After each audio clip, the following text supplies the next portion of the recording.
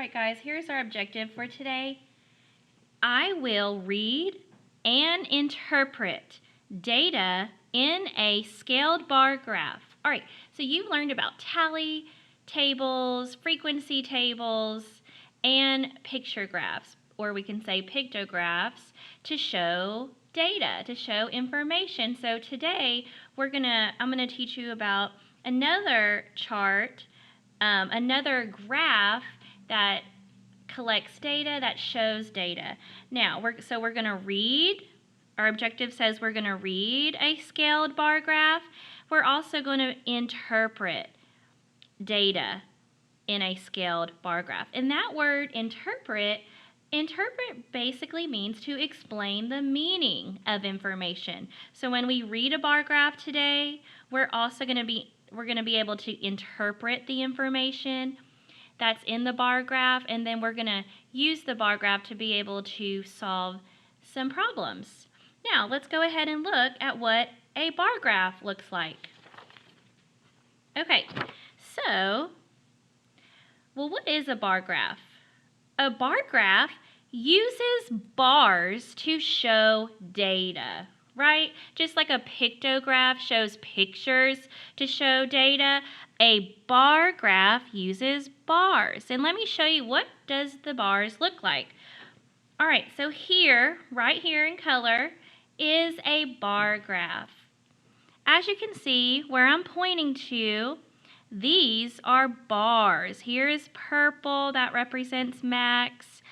And notice that these bars is basically a rectangle, right? So these are bars, okay? Now, when we read any kind of graph or any table, it's very important that we look at the title of the bar graph, right? Like you would read the title of a story before you actually read a story. So the title tells what the bar graph is about right here. Books read in October, all right? So the title is Books Read in October. Well, each bar is labeled with a student's name, as you can see. So the student, and to the side of the bar graph, it is labeled student because Max, Amy, Seth, and Kate are all students who read books in the month of October, right? Well, let's look at the length, how long the bar is. The length of a bar tells how many books each student read. Okay? So we're going to practice that in a minute. So the length of a bar tells how many books each student read. Well, let's talk about these numbers down here. This is called a scale, boys and girls. And the scale, as you can see, is 0 all the way through 16. It's counting by twos, right? If we start at 0, 2, 4, 6, 8, 10, 12, all the way to 16. So the scale is counting by twos. Well, a scale of equally spaced numbers helps you read the number each bar shows, okay? Now, the problem says, the students in the reading group made a bar graph to record the number of books they read in October. How many books did Seth read? So let's focus on Seth right now. So to determine how many books Seth read, what we would do is find Seth's name right here.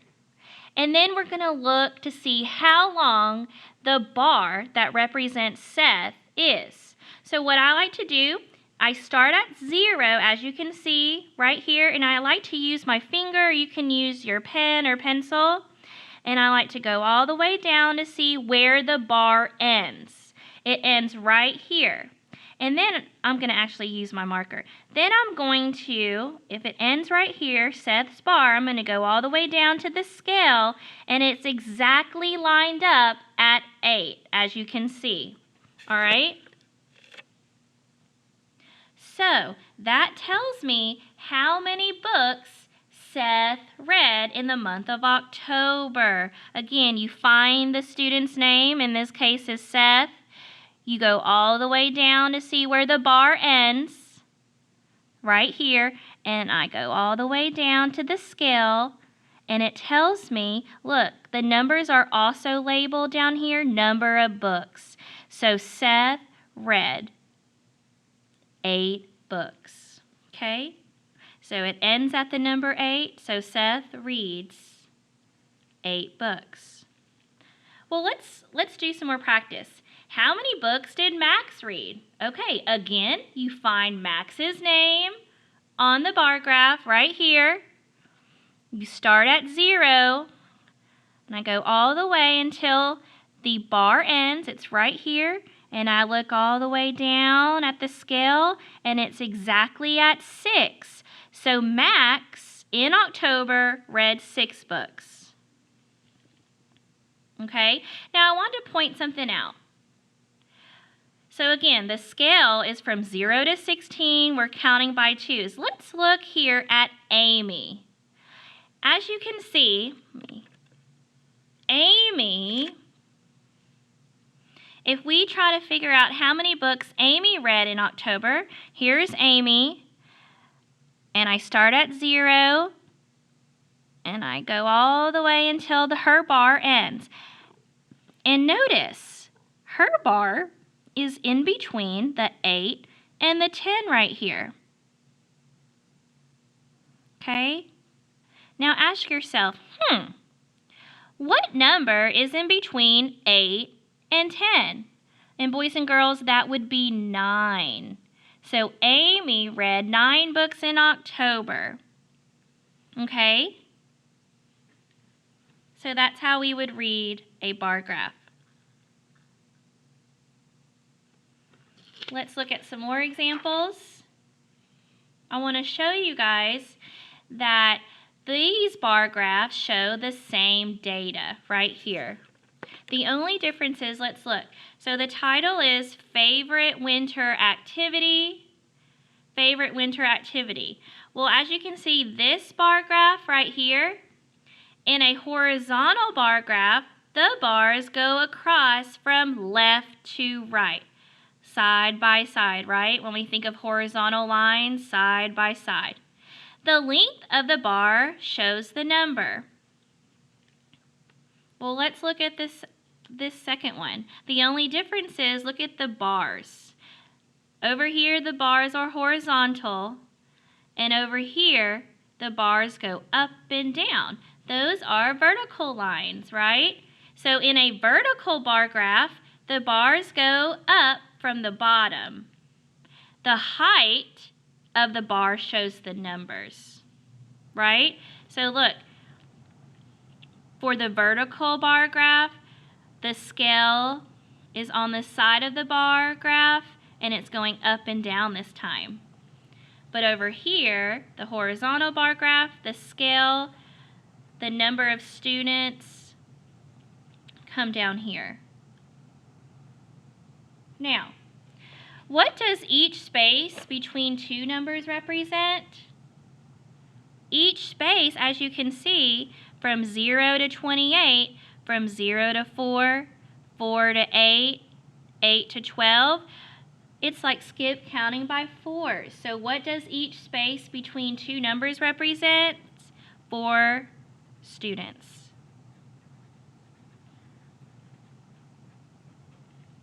Now I want you to think, here, the scale, 0 to 28, why do you think the scale in the graphs is 0 to 28 by 4s instead of 0 to 28 by 1s? What do y'all think? Think to yourself. Well, if you said there would be too many numbers and the graphs may not fit on the page, you are correct. Yeah, it's easier for the number scale to go from 0 to 28 but count by 4s. If we went from 0, 1, 2, 3, 4 all the way to 28, we just wouldn't have enough room, you guys, and that would be too many numbers, okay? All right, I want to do another example. just a couple of questions. Let's look here at this bar graph. Ooh, favorite way to exercise. So that's the title of the bar graph. Here to the side of the bar graph is labeled activity. Here are all the different exercise activities: biking, walking, soccer, and karate. Okay? Then the scale at the bottom represents the number of students. Number of students. These are their favorite way to exercise. And notice that this bar graph is a horizontal bar graph. The bars go side to side from left to right, left to right. So let's answer some of these questions. Which activity did the most students choose? Which activity did the most students choose? Well, you guys think. Which bar is the longest? As you can see, soccer, look how far, look how long this bar is for soccer. So which activity did most students choose? Definitely soccer. Okay, how many students chose soccer? Let's see, here's soccer. Go all the way down, see how long this bar is. And I come down, and it's exactly at 14. So 14 students prefer soccer as their favorite way to exercise. Well, let's look at these bars, you guys. Which activity did the least amount of students choose? Well, it's just the opposite. Which bar is the shortest? As you can see, walking is the shortest. What? That's my favorite. So let's see how many students chose walking.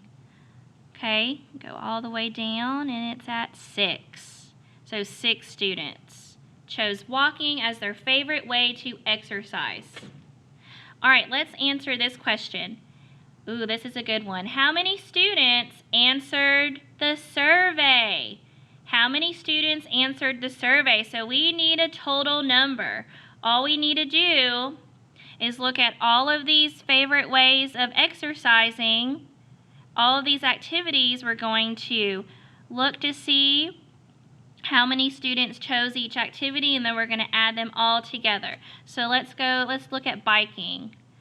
Biking, let's see, start at 0, go all the way down.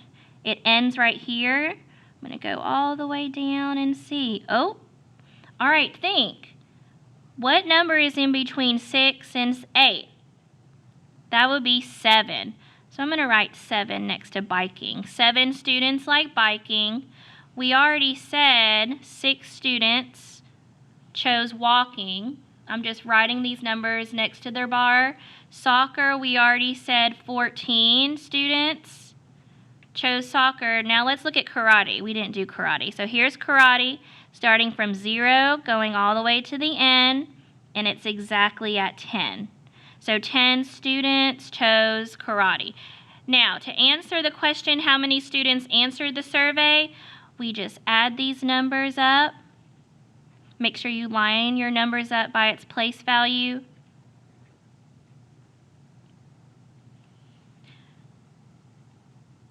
Seven plus 6 is 13, 14, 15, 16, 17, regroup.